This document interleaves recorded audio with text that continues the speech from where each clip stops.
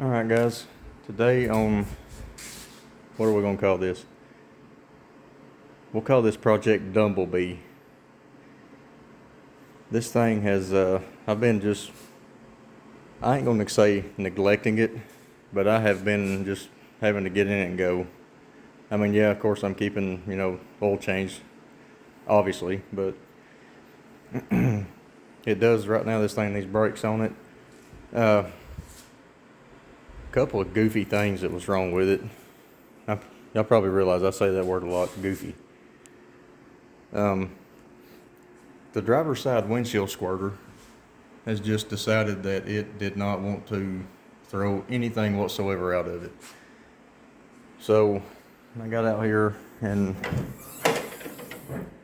I could not for the life of me find any videos whatsoever on how to get to them, because I took about 30 seconds one day and come out here and looked, and I thought, yep, that's going to be difficult. So I just kept putting it off until I decided that's just stupid. Don't put stuff off. Just fix it. So show y'all how I done that. And yeah, that one right there, I know that one fell out. It's somewhere. It's probably laying down there somewhere. But this one here, that one right there, this one here are the only three that I pulled out of it. And the four right here, there's a Phillips head screw. I pulled that one out too. And the only thing I did was, you just get up under this right here, and these, of course I've already fixed it. I'm not going to take it back apart because it's 20-year-old plastic. It's going to be brittle, and I don't want to take it apart again. But this squirter right here, where's it? Right there. I lifted this thing up enough, and if you kind of lift up on it and then pull it back to the left side of the truck, you can see right there, it'll separate just a little bit, and you can pull it up and get a little bit more clearance under here. And I've had my hand up backwards so I could get up in here too, instead of trying to go under there and bend around all that stuff. But these things there's two little, all you gotta do is pinch them. And if you're careful enough, you can do what I did, and you can pinch one side at a time, because it's kind of, the way they've got that designed is it's very tight to get inside there. So I pinched mine. I did this side first. I lifted it over, kind of just cock it over just a little bit, and got it up enough, and then I was able to push that side right there in and pulled it back, and then it came out. And the hose is running that direction. So as soon as you pull it up, you have to lay it over and then pull it out. But I unhooked my hose inside here.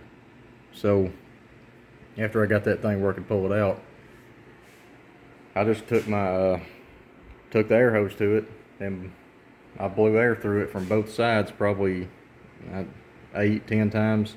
I would do it at least that many. If you want to sit there for 30 minutes doing that, hey, perfect, be my guest. But you don't have to, because I think I did mine 8 times, and I hooked it back up, and now it's throwing liquid back over the top of the truck like it's supposed to. So if anybody has, I don't know when they stopped doing that that design of the cowl, but I'm pretty certain that the 02 through 2009s are going to be that way. I haven't looked at a 8 or 9. I know the 07 we had was that way, and the 04, the dually's that way too. Yeah, I think I said it does need brakes on it right now, but, and that thing right there, right there lays the cover. I had stopped out there till I come home from work one night, stopped at the mailbox, reach up, push the light on. Yes, that's a word in the South, reach. I reach out there, push the light on, it turned it on just like normal. I grabbed my mail and was backing up, and it decided to freeze. It would not turn off. So I had to pull that thing apart, and now I've got to get the little plunger that sits inside of it. And yes, that was a nightmare to get that thing turned off. And the check engine light, it is on. This thing got to where, I don't know if anybody else has had this issue with these Hemis, or these 5.7s, and the O2 3s, I'm assuming probably up to 10 or 11. I can't remember when they changed some of that up. I deal with big blocks. I don't mess with these things a whole lot, but it pulled the codes, or I pulled the codes on it for, it was for the EGR valve, which it has done that for the past 50, 60,000 miles, and the EGR valve. So I went and had a new cap put on it because it was, some of the diagnosis that we had done way back when, it was leading to a bad cat. So I had a new one put on it, put a new O2 sensor in it, upstream and downstream, and the light stayed off for probably, I'm gonna say about 15 to 20,000 miles. And it got to the point to where I could fill the truck up, drive it to work, get it down quarter tank, eighth tank, whatever, fill it back up, same thing again, and on the third fill up, it would just decide to throw the check engine light on. Wouldn't run no different. It ran exactly the same.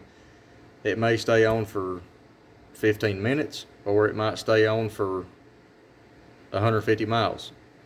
And then I would run it, you know, get ready for another, go fill it up with fuel. I would go do that, and the check engine light would go off. As soon as I got in the truck from putting gas in it, check engine light would be off.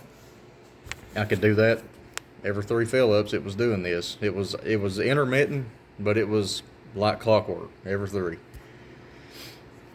And that went on for, I don't know how long that's happened. Probably another 15 or 20,000 miles until here, the last probably 5, 10. It has got to where it will not go off at all. So, like I said, it's got the code for EGR and O2 sensor. So, I'm waiting on my scan tool because it is not with me right now. And I get out here and I get to browsing around. And when I put this new EGR valve on it, because the old one, the bolts on the bottom of the tube right here had stripped whenever I put it on it. So I had to make it work because I knew that it was sucking air, and I figured that was throwing the O2 sensor and just making it pissed, which didn't really make a lot of sense because this is on the right side of the motor. EGR valve, the code was on bank 1, which is that side of the motor. Well, after I put this new one on it, it's, like I said, it's pulled the code for it. So I get out here browsing around and I pulled it off. I looked at all the pins in the connector. That looks perfect. Looks like it did October of 04 when this thing come off the line. And obviously a brand new EGR valve. So I pushed the connector in and it got to a point to where it stopped, and I thought, I need to check something. So I have got, where'd it go? I got one of these, and if y'all don't have one, which I'm sure most people do, I highly recommend those because they came in handy on a ton of stuff. And I put it against the side right here on the tube for the EGR tube, and I put that crooked end right up against the side of this body. Nope, said that backwards. I flipped it around from what I just said, and I pushed against this, and this thing went in probably a good 1/8 of an inch, and then I heard a click. So I thought, okay, well, I just didn't have it seated, so I go and crank the truck up, and you can hear this thing it's doing stuff now. So obviously what I'm hoping is that I just did not have this hooked up right, and it was catching contact when it decided to. So, and I looked when I cranked this thing up, and it's sitting here with a 1/2 tank of fuel in it. I forgot that I put fuel in it that day, or the last time I drove it. So I'm gonna drive it to work tomorrow and see if the light goes off. I may go ahead and reset it, but I'm gonna see if it goes off on its own, because that is obviously working now, and it may make the O2 sensor read normal. Because like I said, it was doing that before. It may stay on 15 minutes or it may stay on 150 miles. It was random. So we're gonna see if it does it tomorrow on the way to work or the way home or whatever. And I will get my scan tool probably tomorrow night, and I'm gonna dive back on it and see what else I can get figured out on it. But that's, I guess if my father had, if he's seen this truck in this condition, he would probably, if the dead could rise, he would probably come back and kick my tail right now. But I got to do better than what I'm doing, and same with that, I've got to do better than what I'm doing with it. So if any of y'all have had any of those kind of issues, I mean, this is the stuff that I'm hoping to help somebody else out with this, and especially with them windshield squirters, because that was just, it's just something, there's that word again, it's just something goofy and stupid that could be fixed. Took me a total of, I think 20 minutes, and I had it fixed, had it working just like new. So again, maybe that's helped somebody else out. And same with this, the light, I'm probably going to go to the pull apart, and because we got one local, I'm going to probably go to one of those and get me, I'm probably going to pick 2 or 3 of them up just to have. So,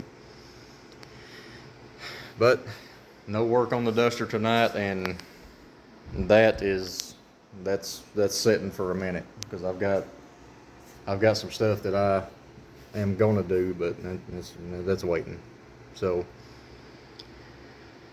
we will see y'all in the next one. Like and subscribe to the channel if y'all want to keep up with the stuff that we do around here, and thank y'all for watching.